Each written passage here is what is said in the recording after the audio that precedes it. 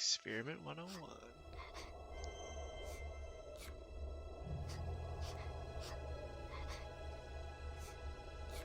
Eu é bomboye. Coibe o corfabe. This is a Star Wars hella knockoff. Valo alu hero. That little creature behind him. Is that like an alternate skin for the cricket?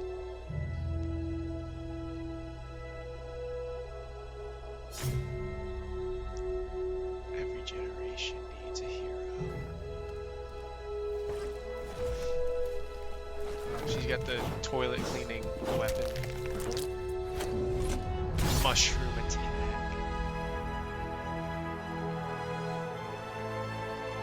Oh yeah. Like a hammer fist. The family ties.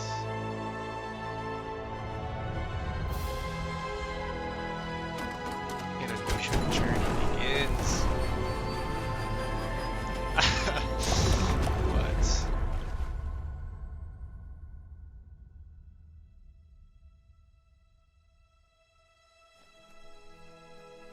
Whoa, nice bow and arrow. Mawa.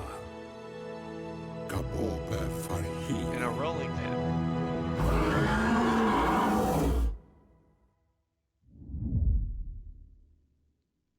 Nice. Very nice.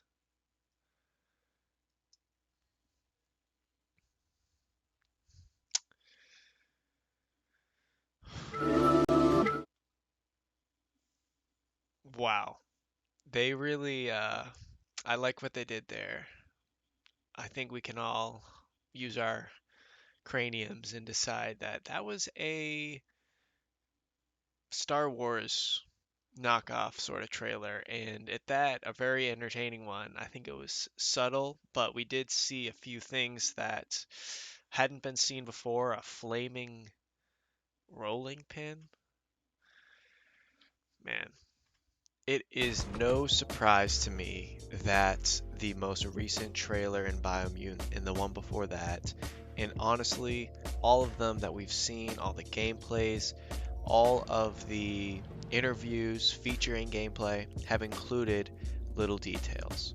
I'm going to be going over the part 2 of what we've seen in Biomutant prior to its release regarding little details that the developers didn't need to include, but though they did, and it's made the game all the more exciting and furthering the hype as they love to do. The first little detail I'm going to go over are side quests with awesome little rewards. It was said in the Angry Joe interview, when he was interviewing Stefan Longfist, that there would be a specific NPC that you could do quests for who would give you an awesome reward. There's either quests where you go collect 100 feathers, that's the example they used, or there's a quest where a very intriguing character pops out of a suitcase that is a fourth of his size, and your first question is, how the heck did he fit in there? Secondly, his suitcase is full of books. As he's stacking the books up, you go and you talk to the guy. He then exclaims, hey, I have a quest for you. I lost the last 3 pages of my book. From here, you get to find those 3 pages, and he gives you a reward. That reward being a suitcase. You know what you can do with the suitcase? You can fly away with it. This little detail is about what they decided to do when it came to side quests versus what other games have done in the past. I can't tell you how many games I've been collecting items such as World of Warcraft or many other RPG series that we've played or heard about, that there's a lot of filler quests that involve searching for one item in 50 different places. And that's not to say that Biomutant won't have maybe one of these or 2 of these quests, but the fact that the creative developers are deciding to kind of stray away from that theme, and if there's going to be side quests, they want to make them engaging and something that you'll remember. For me, I think What am I going to remember more? The time when I did a quest to collect 100 feathers and I got a cool weapon or a cool helmet that was kind of random, or a quest where I helped a specific individual and I got an item that was themed for that exact character himself. I believe that the game will have a lot more of exciting side quests for us to do, and I'm really excited to see what those may be. The second little detail in Biomutant that I'd like to go over is the abundance of small little items that can be put together to make one bigger or badder weapon, whether it be ranged or melee. Now, we've heard from the developer and seen in gameplay that there are a lot of little nifty adjustments you can make to your weapon using pieces of scrap or the head of a toothbrush, the bottom of a toothbrush. You can use what we've just now seen, a rolling pin. You can really manipulate some of these items that you get and put them towards a weapon that you want to add your own little personal touch to.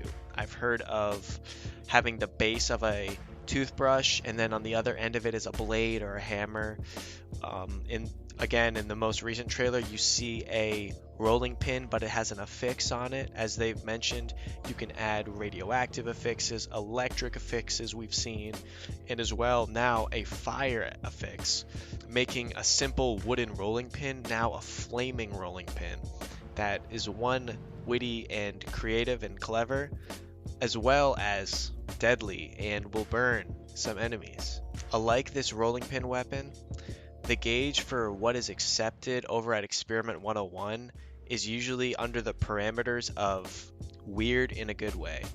So I wouldn't be surprised to see an abundance of weapons that have this element to them where it's very odd, you've never seen it before, but that's okay. What this game is hoping to be, in my opinion, is something that we haven't seen before in a plethora of ways. In a game where you can adjust the butt of the gun, the grip of the gun, the stock of the weapon, the scope of the weapon, the barrel, even the magazine, and more, you would hope that there is an abundance of customizations you can make to really personalize your weapon.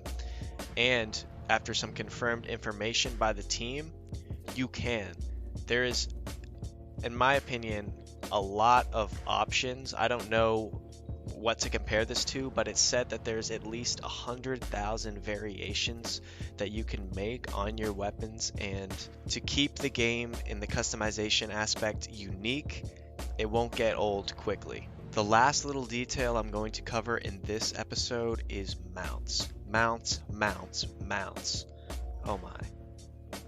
In Biomutant, it seems that they're trying to go for not only an abundance of mounts, but like with the weapons, mounts that we've never seen in gaming. At least myself, and I've played a lot of games since I was a young kid. I was playing all sorts of different games, and I've seen glimpses of some things here and there, like what we've just now seen in the trailer, a one-man helicopter that's also been featured in games like Far Cry, to a horse with the tusk of an elephant, or you could say an anteater. I've actually made a video recently going over all of the mounts that we have seen, which was prior to the combat trailer, world trailer, and now the May 4th trailer. So even then I was saying, holy moly, there's so many mounts to use. And now I'm raising my eyebrows and wondering, how many more mounts are we gonna see? I hope many more, but it's so abundant that I can only hope that there's more. But even if there is what we've seen today, I would still be happy because there's that many. All in all, the mounts that they've chosen to show us and the idea that there's even more than that brings nothing but excitement to my heart, and I think a lot of people watching the game, we want to see more creative aspects come to video games. We never want things to get stale, and thankfully it seems that Biomutant is going to do just that for us in the gaming community. I know this video today was kind of all over the place. We reacted to the new for May the 4th trailer, as well as did our second part of the Three Little Details trailer, but that's what we do around here. I upload every Wednesday around 3 o'clock p.m. Eastern Time. I've been going over nothing but the game that is set to release on May 25th, 2021 called Biomutant, and I'm going to continue to be posting about this game prior and post launch. If you're interested in seeing more content about this game, hit the subscribe button so that you can be notified when I post again, and show me by liking, or if you didn't like this video, dislike it. I don't mind. I want to know. That's how I get feedback from you guys. If you have any video ideas, things that you liked in the video, things like you didn't like in the video, drop it in the comments, and I'll be sure to take it as constructive criticism and feedback, which I can use to better improve my future videos. I've seen comments ranging from things that were great to things I could do better, and I really appreciate all of it. Truthfully, it's been fun as always putting this together. Can't wait to do more. See you on the next video.